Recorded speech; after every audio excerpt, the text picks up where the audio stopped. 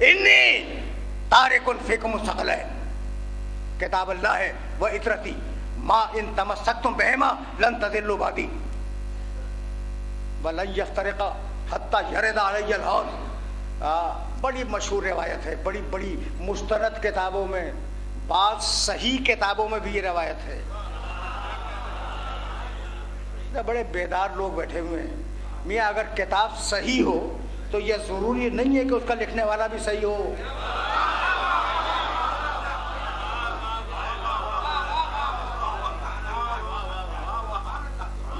اچھا، تو مشہور روایت ہے، اتنی مشہور ہے جس کی کوئی حد و انتہا نہیں۔ حضرت زید ابن ارقم رضی اللہ تعالیٰ عنہ، ان کے علاوہ دوسرے بزرگوں سے روایت ہے کہ رسول نے کہا انی تارکن فیکم الثقلین، تو میں دو ثقلین چھوڑ کے جا رہا ہوں۔ مشہور روایت ہے نا، ثقلین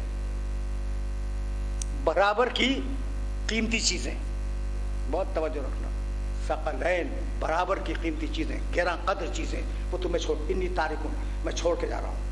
یہ تارکن کا لفظ ہی بتلا رہا ہے کہ رسول کی زندگی کا آخری جملہ ہے، رسول کا آخری جملہ ہے، تارکن چھوڑ کے جا رہا ہوں۔ بھائی وہی کہے گا نا جو جا رہا ہو، تو رسول کی آخری زندگی کا جملہ کیا ہے کہ میں تم میں دو گراں قدر چیزیں چھوڑ کے جا رہا ہوں، ایک اللہ کی کتاب، دوسرے اپنی اولاد۔ اگر ان کے ساتھ رہے تو گمراہی سے بچ جاؤ گے۔ ٹھیک، بہت مشہور روایت ہے، اگر تم سلسلے سند پوچھو گے تو میں گھنٹے بھر تک تو سلسلے سند بیان کر سکتا ہوں کہ کتنے راویوں نے اسے بیان کیا اور کتنے محدثین نے اسے نقل کیا، بہت معتبر ہے، اس پر اعتبار کرنا۔ اچھا بھائی، تو اب انی تارکن، میں چھوڑ کے جا رہا ہوں، کچھ یاد آیا؟ اللہ نے کہا تھا قرآن میں انی جاعل فی الارض خلیفہ، جاعل میں بناؤں گا زمین پر خلیفہ۔ جاعل کے معنی بنانا، تارکن کے معنی چھوڑنا۔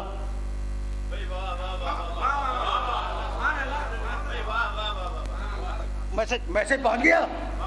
انی جاعل برابر کے جملے ہیں نا، ایک قرآن کا ایک رسول کا۔ انی جاعل، میں زمین پہ خلیفہ بناؤں گا۔ انی تارکن، میں چھوڑ کے جا رہا ہوں۔ میں بے توجہ رہے، تو رسول کو جاعل کا حق نہیں ہے، بنانے کا حق نہیں ہے، چھوڑ کے جانے کا حق ہے۔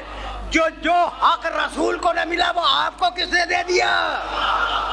اچھا بھائی، تو انی نہیں بھائی، اب بہت شوق سے سن رہے ہو تو یہ جملہ تمہیں کہوں گا۔ میں نے کیا کہا ابھی کہ رسول کی زندگی کا آخری جملہ ہے، یہی کہا نا، انی تارکن، میں چھوڑ کے جا رہا ہوں۔ تو وہی کہے گا جو اب جا رہا ہو، اس کے بعد کچھ نہیں کہا۔ تو رسول کا آخری، نبوت کا آخری جملہ کیا ہے؟ میں چھوڑ کے جا رہا ہوں اللہ کی کتاب کو، اپنی اولاد کو۔ یہ نبوت کا آخری جملہ۔ مجھے یہ بتاؤ کہ نبوت کا پہلا جملہ کیا تھا؟ کچھ یاد آیا؟ فاران کی چوٹی سے میرے نبی نے کہا تھا قولوا لا الہ الا اللہ تفلحوا، لا الہ الا اللہ کہو میں جنت کا ضامن ہوں۔ بہت پڑھے لکھے ہو اور بہت شوق سے سن رہے ہو، اس لیے یہ جملہ تمہیں ہدیہ کر رہا ہوں میں۔ تو رسول کی نبوت کا پہلا جملہ کیا ہے؟ کہ لا الہ الا اللہ کہو میں جنت کا ضامن ہوں۔ رسول کی نبوت کا آخری جملہ کیا ہے؟ میں دو چیزیں چھوڑ کے جا رہا ہوں۔ یہی ہے نا؟ پہلے جملے کا جس نے انکار کیا تم آج تک اسے کافر کہتے ہو، تو جو آخری جملے کا انکار کرتے اس کے لیے فتویٰ کیا ہے؟ یہاں تک تو آ گئے نا میرے ساتھ۔ اب بہت زیادہ زحمت سماعت نہیں دوں گا، لیکن رکے رہنا، اس لیے کہ ایک لفظ تو ڈی کوڈ ہونا ہے۔ انی تارکن فیکم الثقلین، یہ ثقلین جانتے ہو؟ ثقل قیمتی چیز، ثقلین دو قیمتی چیزیں۔ ٹھیک، اچھا بھائی، اب میری گھڑی ہے بہت قیمتی ہے اور میری کار بہت قیمتی ہے، مثال دے رہا ہوں، تو دونوں کو ملا کے ثقلین کہہ دوں؟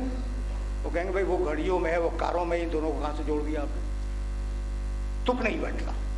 اچھا بھائی، تو اب ذرا ایک بات سننا، ثقلین ذہن میں رکھنا، دو، ٹھیک، آرام سے سننا۔ میں نے شام کو آپ سے ملاقات کی اور میں نے کہا کہ بھائی میں ظہرین پڑھنا چاہتا ہوں زوال کے بعد۔ ظہرین سے آپ کیا سمجھے؟ ظہر اور عصر، ظہر اور مغرب تو نہیں، یا دونوں کا ملاج الگ ہے؟ اگر میں کہہ دوں کہ جناب میں ظہر اور عصر پڑھنا چاہتا ہوں تو ٹھیک ہے، ظہرین ہے، لیکن اگر میں ظہر اور مغرب پڑھنا چاہوں یا عصر اور عشاء ملا کے پڑھنا چاہوں تو آپ کہیں گے کیا یہ لغویت ہے، اس لیے کہ 2 نمازیں رات کی ہیں ان کو ملا کے کہو مغربین، اور یہ جو دن کی ہیں ان کو ملا کے کہو ظہرین۔ ظہر کو اور مغرب کو ملا کے تو نہیں کہہ سکتے ظہرین، اور عشاء کو اور عصر کو ملا کے ظہرین کہہ دو یا مغربین کہہ دو یا عشائین کہہ دو، یہ ممکن نہیں ہے۔ تو جو مزاج کے اعتبار سے دن کی ہیں وہ ایک ساتھ آئیں گی، جو مزاج کے اعتبار سے رات کی ہیں وہ ایک ساتھ آئیں گی۔ طے ہو گئی بات؟ اب ذرا اور قریب ہو جاؤں میں، سبتین 2 نواسے، رسول اللہ کے جو 2 نواسے ہیں سبتین کہلاتے ہیں، سبتین۔ اچھا ان کو ہم حسنین کہتے ہیں، 2 حسن، ٹھیک ہے نا؟ تو بھائی اب علی کو اور حسن کو ملا کے تو حسنین نہیں کہہ سکتے آپ، یہ مزاج الگ ہے، وہ باپ ہے یہ بیٹا ہے۔